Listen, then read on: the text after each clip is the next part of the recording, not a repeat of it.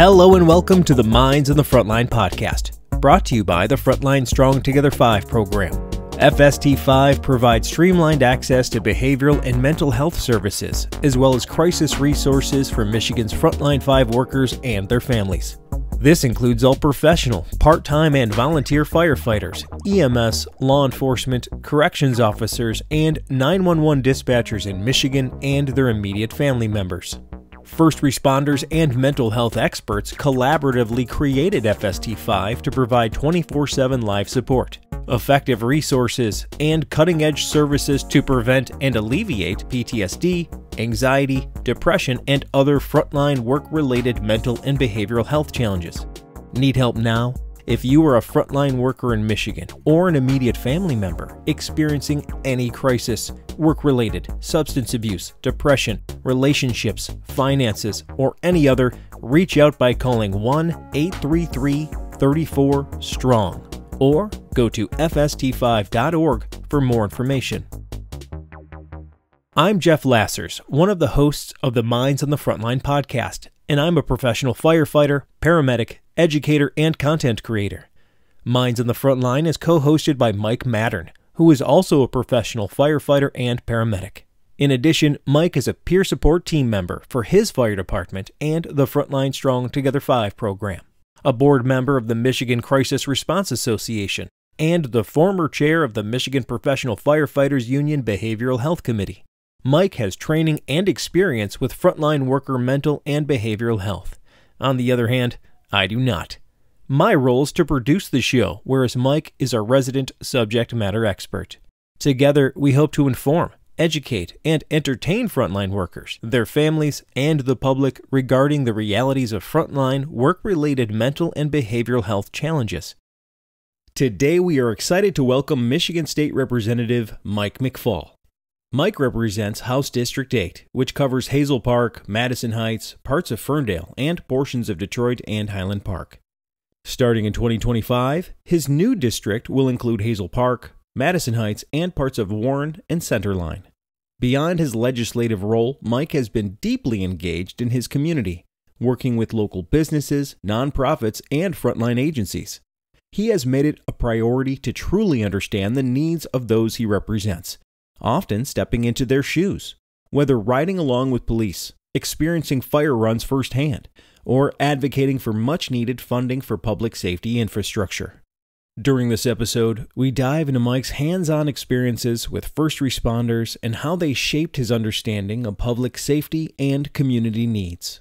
We also discuss the critical importance of addressing mental health for frontline workers and their families, including the steps legislators and leaders can take to reduce stigma and improve access to support. As always, we aim to provide meaningful conversation that informs, educates, and inspires those on the front lines and their families. Don't forget to follow us on YouTube, Instagram, and Facebook, and make sure to like and subscribe to all Minds on the Frontline podcast social media channels. Thank you, and enjoy the show. Good morning. Morning. How are you, sir? I'm good. How are you? I'm very well. Thank you for joining us today. Thank you for having me. Why don't you tell everybody who you are, what you do, and where you do it? I'm State Rep Mike McFall. I live in Hazel Park. My current House District is House District 8, which includes Madison Heights, Hazel Park, Precinct of Ferndale, part of Detroit, and Highland Park. But in January, I'll represent a new district, which changes slightly. It includes Hazel Park, Madison Heights, part of Warren and Centerline. Oh, right. So you're switching the bi-countyism. Yes. You're going from exactly. Oakland, Wayne to Oakland. Macomb. Yes. Yep. Fantastic. Well, luckily, a lot of those areas are very similar in nature. Yes. So you're getting a lot of the same thing, including the frontline agencies that you represent. And you've spent a lot of time with a lot of frontline agencies. Yes. One of the things that I've noticed about you is that you've taken the time to understand how public safety works specifically in your area. And you understand the nuance of your area to Ludington, to Mackinac, to Detroit, to everything else. So give everybody an overview of what you've done to kind of appreciate the nuances of the frontline agencies you represent. Yeah, I really appreciate everything that our frontliners do. You know, it's a lot of work, stressful, as we know. And so one of the very first things I did when I got on city council in Hazel Park is I wanted to go for a ride along because I wanted to understand what our police officers did and go through every day.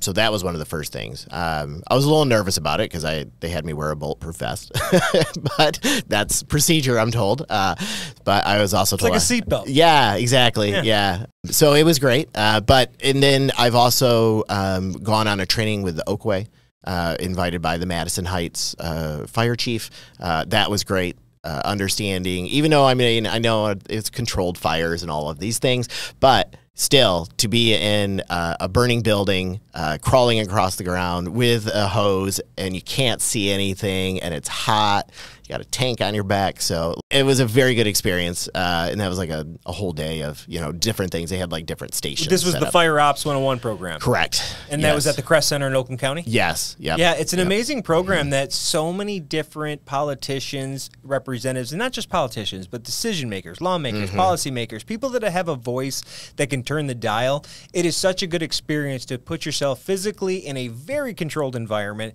to just get that taste of what it's like. You're going to go home. Like it's a guarantee. You're pretty much going to go home unless there's an absolute catastrophe. Right.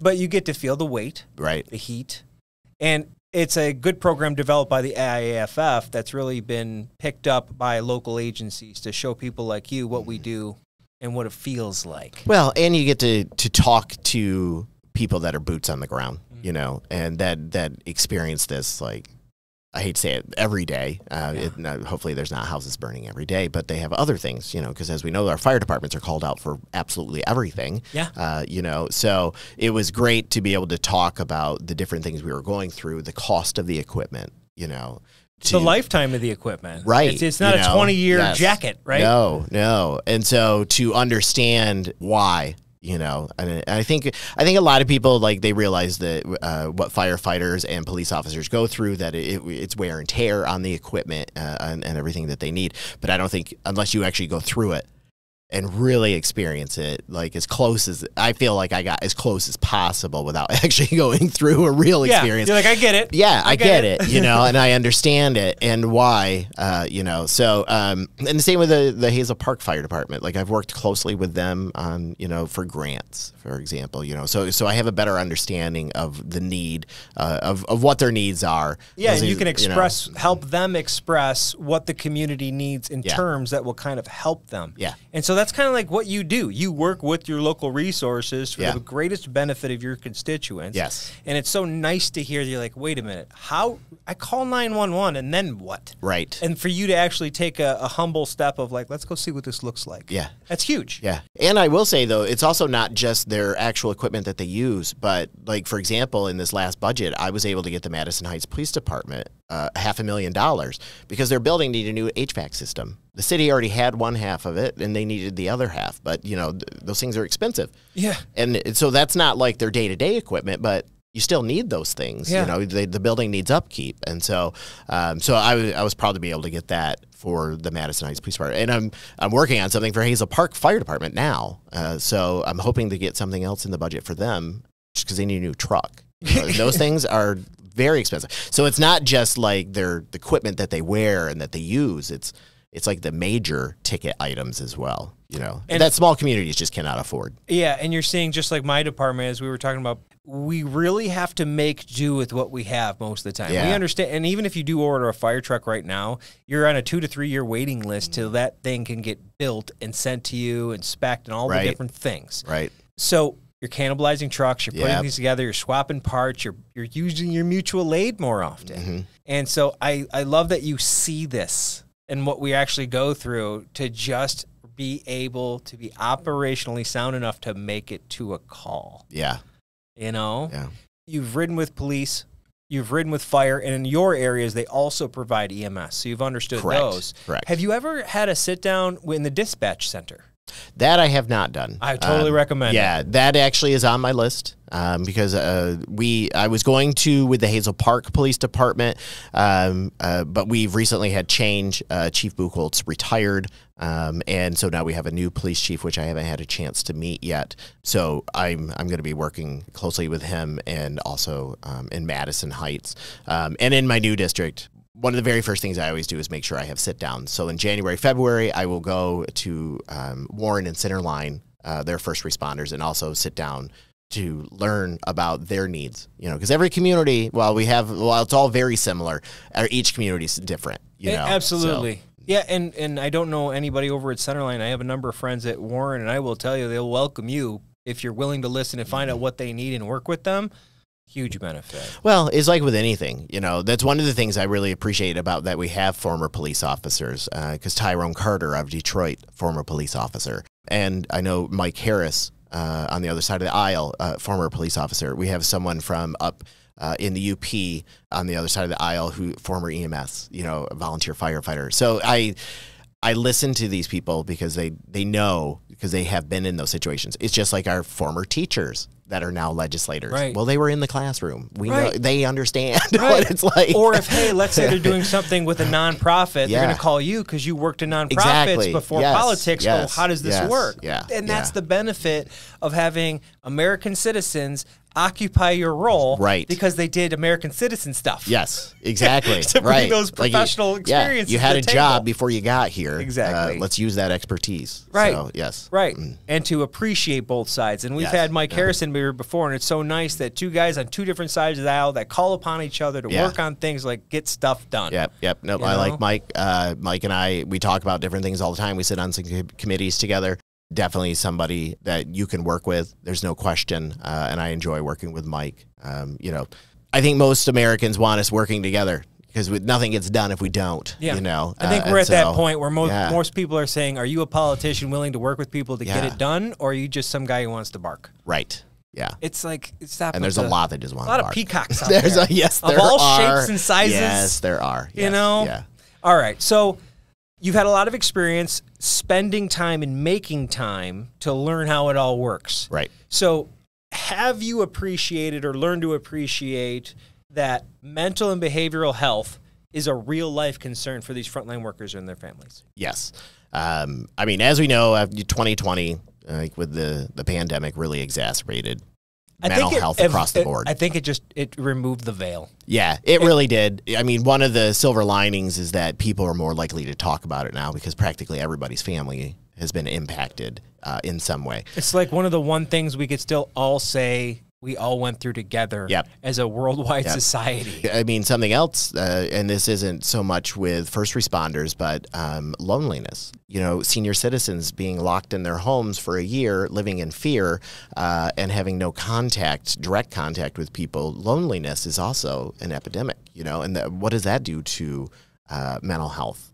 So it surely made the suicide rates go up. Sure did, so, I mean, and all sorts of things. I mean, so many things. That's just one. Yeah, alcoholism. All the addictions went up. And first responders, while yes, they can be superheroes, they can't fight off everything. They're human. They're human, and they deal with a lot of things that your everyday citizen doesn't have to deal with. From car crashes, the things that they see, sometimes the worst of humanity, to be quite honest, and so having to deal with those things, I can only imagine, because I have never had to deal with that myself, which is why I rely on, things like this podcast and working with my first responders, to learn about these things, about the things that they go through, which I think is very important for legislators to understand. Thank you. Appreciate that. It's easy for a Harris to come in here and go, yeah, I appreciate first responders. It paid his bills for almost 30 years, right? You're like, hey, I don't know anything about this. Yeah. So tell me about bad guys. Yeah, exactly. I mean. So what do you need to get a bad guy? Yeah. What if we do this? Yeah. No? Oh, that's a bad idea. Okay. Just do that. Yeah. That's what, listening representative is. Yes. Okay, so based on all of your experiences and the time you spent learning, how can these policymakers, the frontline leaders, the chiefs, not the lawmakers, but the actual human beings that you've interacted with that are in charge of these agencies, the government agencies and municipalities, what can you lend to them based on your experience that'll help them best support the mental and behavioral health of their employees? Talk about it. Like, that might not sound like a big deal, but when it comes to mental health, it is a huge deal. The roles that first responders play, people, I think are a little nervous about having being questioned as to whether or not they can handle their job. And so there's like this stigma, you know, that they are dealing with. They know they have an issue.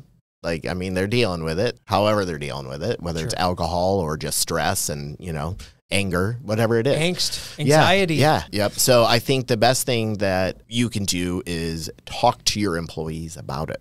Like bring it up in a conversation. Like model good behavior.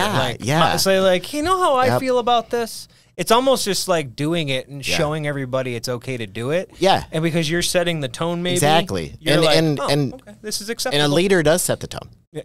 You know, and so that's what you have to do to make it so that they know that they have a safe space where they can talk about this thing, because they might think that they can only talk about it with one person. Whereas when in reality, like, you know, your boss should make it so that it's a safe space where everyone, if you want to talk about it, you can, and not feel like you're going to lose your job or whatever it is. Well, that's how, like, a lot of the stigma comes from. People could perhaps pass me up for a promotion or an opportunity if I reveal I have a, quote, weakness. Yeah. And even though they may appear to be very supportive of me, they may not think I'm ready. Yeah. And so even if the manager in that situation wouldn't do that, the stigma of the person feeling that that's on there, it's almost like we got to, I think we still have some work to do in the sense of time. Yeah. There's nothing we can do other than keep talking so that over time we can prove to people above and below us in our positions that acting this way and just allowing yourself to understand people go through some stuff, sometimes for a short time, sometimes for a long time,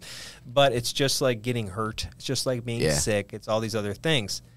I think it's also understanding that not all of the things we say about asking for help is saying you have to have therapy or counseling. Right.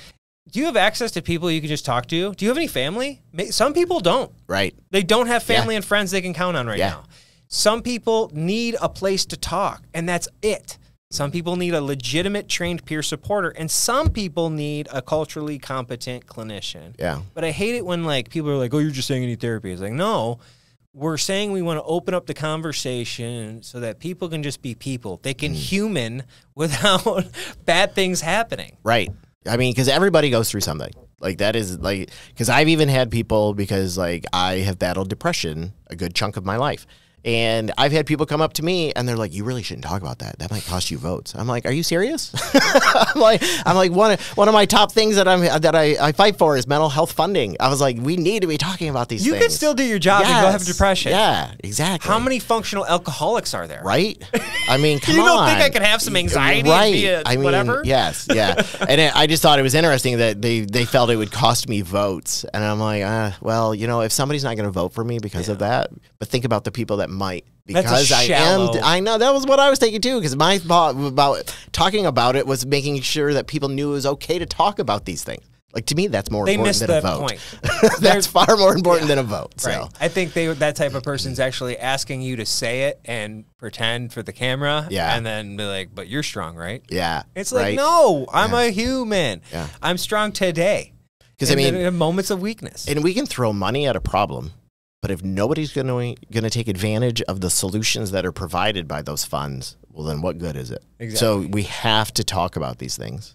Absolutely. Okay, I love that. So talk about it. Keep talking about it. Model good behaviors. Right. I think that's amazing. Okay, so what specific actions or initiatives or things do you see over the next short, medium, and long term when it comes to the House legislation to support mental and behavioral health for frontline workers? Because one of the things we're hoping for is a mental health presumption bill. And I would love to see it because obviously that should be a presumption. And just like you do with the cancer. What I'm going to assume that means, because I'm not as very familiar with that, is that we work on the side of presuming that someone is going to have cancer.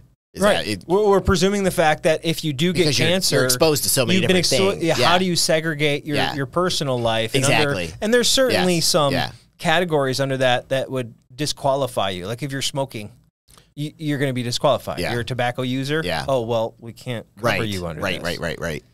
On a mental health presumption, the overarching theme would be is the same thing. You've had all these experiences over a career, and you qualify to get your mental health paid for, because even though you could have really good insurance and just have a $30 copay visit, if I got to go every week and I'm already having trouble paying the bills, but I happen to have insurance, which most people don't, right?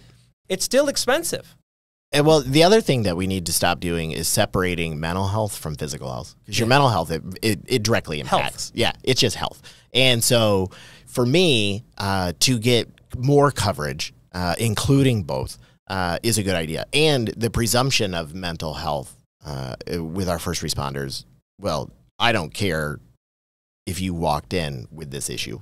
I honestly don't. Like, to me, because of the day-to-day of what you guys go through and the things that you see, like we talked about, like, I mean, that just should be something that is automatically offered. So I would be in full support of something like that. And when you do those things, you have to make sure you have the people there that know how to do it.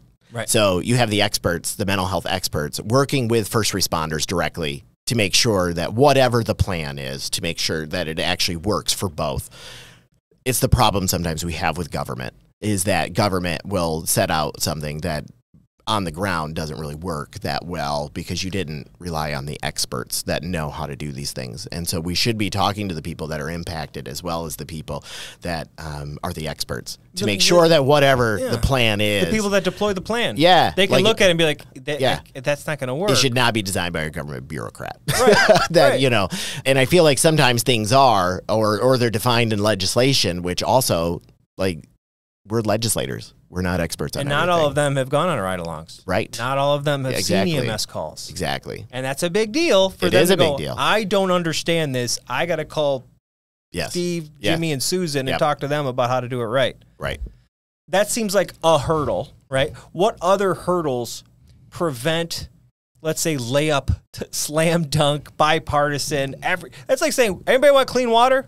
Yeah, we want clean water, right? It's kind of like saying that in a way. Yeah, but there's always somebody with a problem with it. There's always a thing, and that's what I'm saying. So, like, what hurdles stop these slam dunks from happening other than the obvious? Like, you got to figure out the right way to do it in the mechanics, right? Well, the state has a really bad problem with unfunded mandates, where we put on local municipalities, you know, these mandates, but then don't give them any money to actually do it. And, like, with revenue sharing, like, we barely we send any money back to municipalities, so they're all struggling as it is. So we have to make sure, however we set this up, is that we fund it properly, that it's funded at the state level and not on the backs of local municipalities. Or the grants, and making the grants be the thing where you're always like relying on it. And it needs to be constant funding.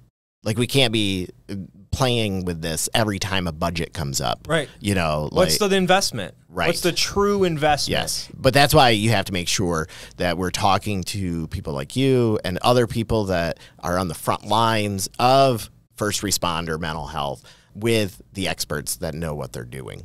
Yeah. Get the most out of everything. Right. Yeah, because wouldn't it be nice for your colleagues, the whole class of the generation of reps you're with, to be known as the group that got X done? Yes. Wouldn't that be cool? Yeah, and a positive X. That's what I mean. They got it done. Not like they got it. Yeah. But not like some other things that have come through the legislature, which are not always that positive. So okay, but that predates me. So. Oh, totally. Yeah.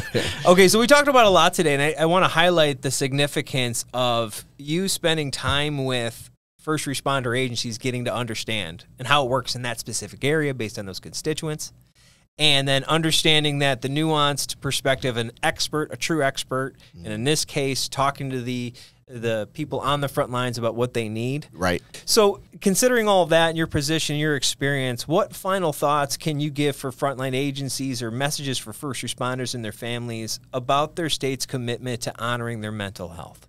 Well, I will tell you that the state of Michigan, because it's been one of my priorities, has been mental health in general for the general public. Yeah. Obviously, there are some groups like first responders, you know, that have special circumstances because of, again, the things that you guys see and deal with on a daily basis. Would you say, and I'm sorry for interrupting you, but I just want to point out here, we often see that every human had experiences before their adult life and doing whatever they do professionally. But when you're put into a circumstance where everybody brings their baggage, whatever that is, and all this stuff, and then you're put into these significant experiences at the hundreds of times in a career versus the 2 or 3 times the average person is going to see a bad event or be a part of a bad event, you're opening yourself up more to it. So I don't think it's easy to say first responders just see more. They're humans that had human problems entering this, and now we're entering into a dangerous atmosphere for mental health that could impact that. It's kind of like to summarize that. Exactly. Because, like, I mean, the things that you guys have to deal with, from car accidents to murders, you know, families, their houses are burned down, having to deal with the emotion from the family. I mean, there's all these things that the general public doesn't deal with every day. Like, we don't, you know, we do, but not exactly, you know. And so it's at a different level, in my opinion. So the mental health of our first responders is very important because, you know, we don't want first responders self-medicating, you know, alcoholism, drugs, whatever it is. We don't want anybody doing that, but we need to make sure that we are taking care of the people that take care of us. Yeah. And honestly, first responders are those people. AI ain't taking my job. No, you need me to be okay. It might take mine. I mean, I don't know. I mean, I feel bad for lawyers and like people that read X-rays because they're gone. AI can write legislation too. Coding, all the stuff, driving cars. Yeah, like you can't start an IV. No. It probably can. A robot. Good luck getting in the house, robot. Right. Tesla's going to make paramedics. Right. Oh, man, that sucks. Well, that's really good thoughts there. Is there any other legislation that you want to talk about? I know that I have a piece of legislation that I'm working on, which doesn't directly impact, but it could. It's called Fail First or Step Therapy.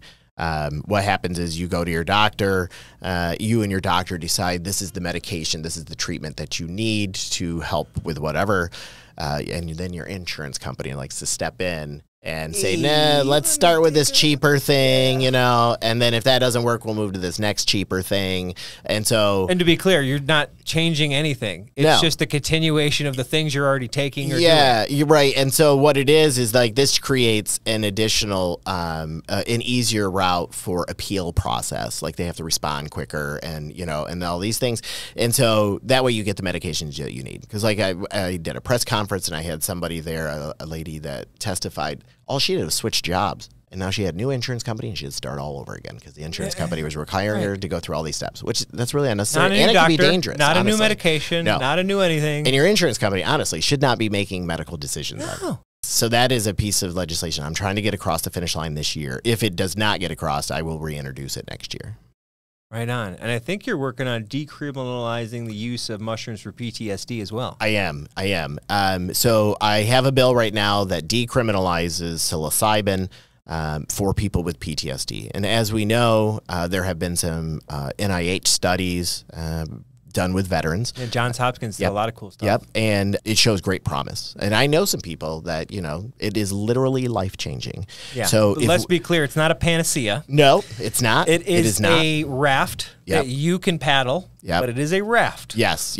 And it's not people getting high. It's microdosing. Right. You know, because a lot of people, they always think that, oh, you know, people are taking drugs. And it's like, no, this is a medication, because if we can help people from self-medicating, you know, stop and keep them off the streets, because a lot of people that are homeless, they end up there because they started self-medicating because they had mental health issues. And as we know, a lot of our first responders are veterans. Yeah. You know, so we need to make sure that they have all the tools that they need to take care of their mental health without any roadblocks in the way. Yep, exactly. Yeah. Well, thank you very much for your time today, and thank you for taking the time to make time for agencies and your constituents. And please go sit down with your dispatchers. I will. You know, one thing I learned is, imagine this. People call on the worst day of their life. It's the worst thing they've ever seen. Yes. They call a number. That person picks up the phone, gets to hear the opening statement of a horror movie, essentially, and then they tell me to go to it, and they never hear the end. And then they pick up the next one. Yeah. And in Warren, where you're picking up, we had a young lady on here who's dispatcher. We wanted to get her perspective because she'd only been on 6 years. We're like, where are you at with all of this, right? She answers the phone in a shift anywhere from 300 to 600 times in a shift and says, hello, 911, how can I help you? Just that. Wow. You don't have time to follow up on stuff. So it'll be an interesting impact for you. And then also, if you find yourself in any correctional facilities in your area, also spend some time with those officers because that's a real nuanced one. We think it's just all cops. Like, there's a whole group of humans out there in the correctional facilities that are great human beings that are really trying to do a great job with the people they're responsible for in these facilities. And it's tough. Oh, yeah. Yeah. You know? So. No, I appreciate that.